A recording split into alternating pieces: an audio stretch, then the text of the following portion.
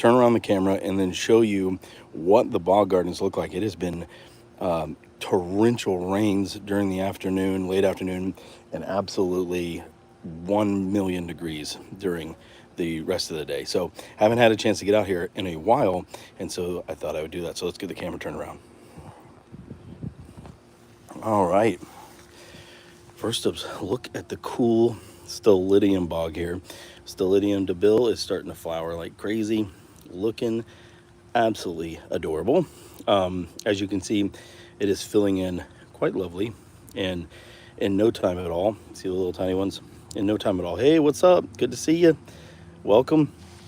It has been a while. And in no time, this will be completely full. Yesterday, as of yesterday, this was completely underwater.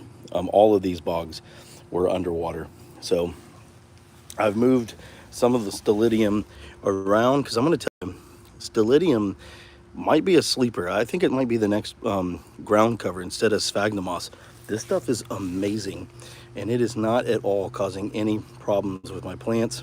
And it flowers, and it's gorgeous, and it keeps the temperature of the soil cool. I know people use sphagnum moss a lot, but what I'm finding is the Stolidium has such fine stolons or roots that it doesn't seem to disrupt the growth of the plants. If anything, some of my best performing, these are only a year-old seedlings, and they are doing very well, is inside the Stolidium.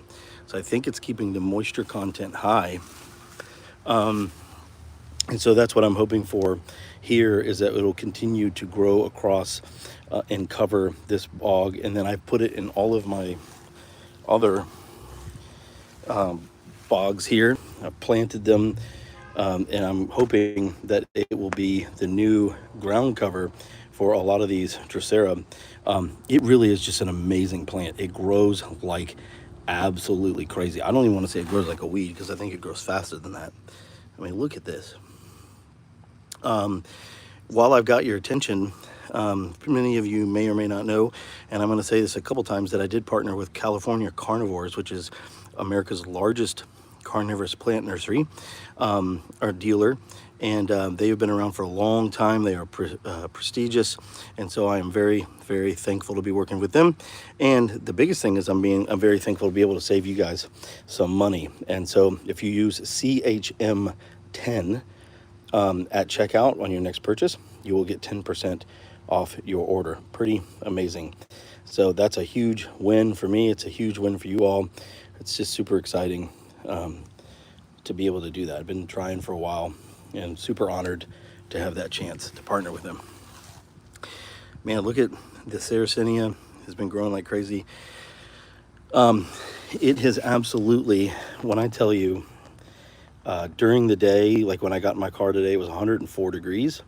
And then it will absolutely rain like it is a plague. It is angry raining. And what's really crazy is I actually started getting this to grow.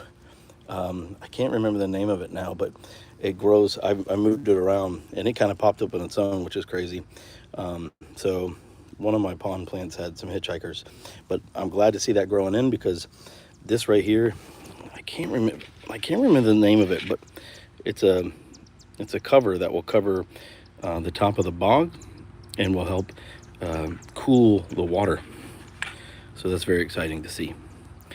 So a lot of things happening, a lot of changes have happened, but I highly recommend the Stolidium. I'm telling you, I've never seen anybody use it for a ground cover purposely. As a matter of fact, a lot of people keep it out of their bogs. But for me personally, I love the way that looks. And it, again, I am seeing some good significant growth out of the plants that have them.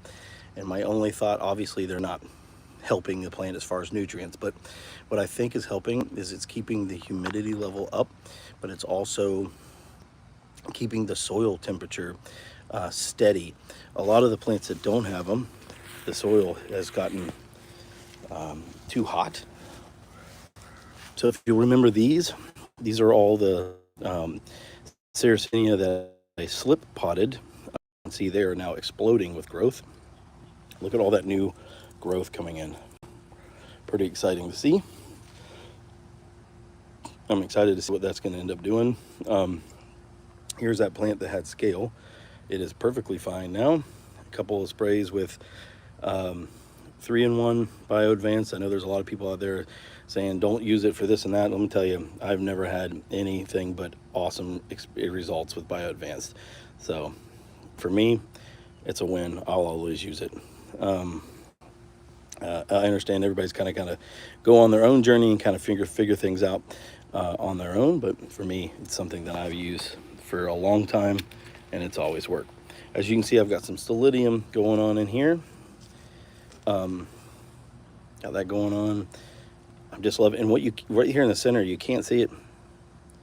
Calcarn code is CHM. So C is in Charlie, H is in Harry, M is in Mary, 10, CHM 10. And you put that in at checkout and you get 10% off your purchase. Pretty awesome. The whole well, you know, if you've followed me long enough, you know that the reason why I started, you're welcome. The reason why I started this channel was to help people be able to grow these plants at a good, reasonable price. And then also do so myself and show that you can do that. You know, here's another thing that's crazy. I can't go too much further because, as you guys know, watching these lives, these videos tend to go crazy on me when I come over here, but none of my Venus flytraps have cared one bit that it is getting absolutely downpour. And when I say downpour, I'm talking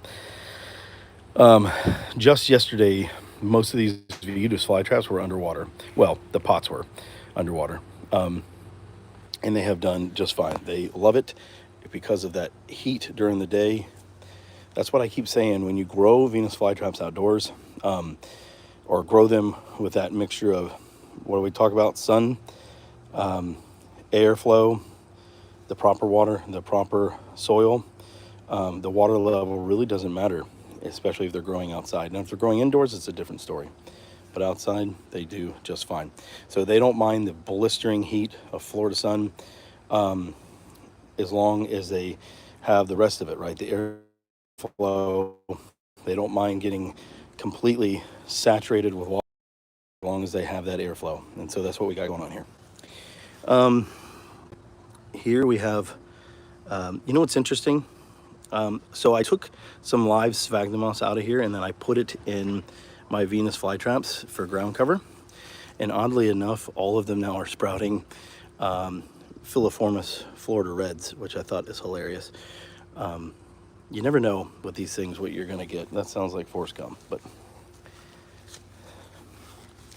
here is the beautiful purpurea bundle here. I'm not sure if these flowers are actually ever gonna do anything, but it is doing just fine. Sarracenia is also doing its thing and looking lovely. I can't wait to see that continue to grow out here. It's got another couple, maybe a month or two before it's really full again, but you could tell that it is multiple plants there now.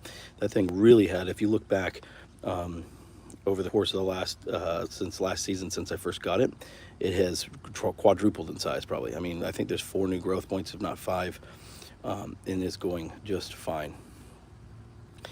Here's that Florida red down there amongst all those weeds. I got to get it cleaned out, but they grew up in the roots, so I have to wait for dormancy and then repot that. But those things are fertile, and so they put seeds everywhere. I found out that way when I used the fresh sphagnum they were growing in. But here's the purpurea looking absolutely lovely, and here's a Micheliana growing in it as well, doing fantastic.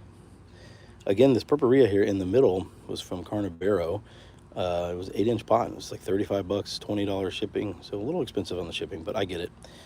Glad I made that choice because it's still very much growing out. And there's, if you remember, there was just a little chunk here and a little chunk here, and now it's this big old thing. So it's pretty exciting. All right. Not a whole lot of people on here today, but that's okay. Folks that are, I hope you enjoy this content. Here are some more. Here in about 2 months, I'm going to get probably 5 or 6 more pools and fill them all up, and it will be all Drosera. I love Drosera. I can't get enough of this beautiful freaking plant. I'm gonna do my best to try to separate them. That is grass. I'm gonna do my, come on, don't be a jerk. Okay, look at that grass. That's the thing about Florida with all this rain, everything likes to grow in it.